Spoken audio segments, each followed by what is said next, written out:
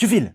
Si les arbres pouvaient s'exprimer, que nous diraient-ils? J'ai terminé récemment le roman de Bernard Werber, La Voix de l'arbre, aux éditions Albin Michel, et c'est la grande question qui pose. Un roman dense, engagé et surtout très narratif qui va mêler enquête, science, écologie et réflexion sur notre rapport au vivant. Pour ce qui est du résumé, le récit s'ouvre sur Rose et Emeric, son compagnon, lors d'une promenade en forêt. Rose est une hypersensible, les odeurs, les sons, le monde terrestre la submerge. On comprend tout de suite qu'elle n'est pas très emballée par cette balade, la nature c'est clairement pas sa tasse de thé, mais son compagnon Emeric ne l'entend pas de cette oreille, il veut lui ouvrir les yeux, lui montrer la beauté de la nature, et pour cela, quoi de mieux que de l'emmener devant un chêne pédonculé millénaire, impressionnant par sa taille et son ancienneté. Une fois devant, Rose doit bien admettre que l'arbre est magnifique, le moment est presque suspendu, jusqu'au drame. Une branche qui tombe, un crâne fracassé, Emmerich est mort sur le coup. Bien entendu, Rose va se retrouver accusée du meurtre, elle va plonger dans une situation qui est absurde et violente, et elle va tenter de comprendre ce qui s'est réellement passé.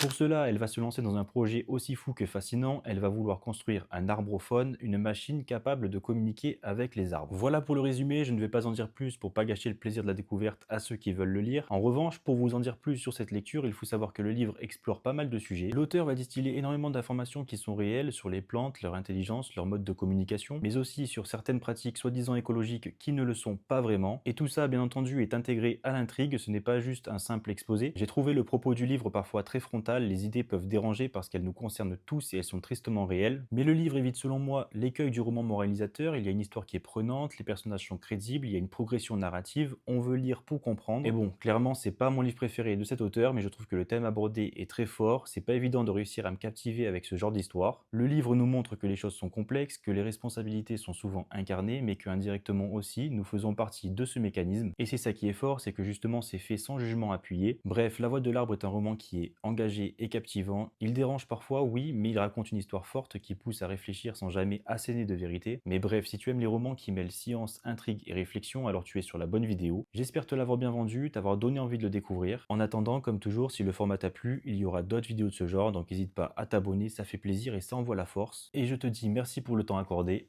À plus.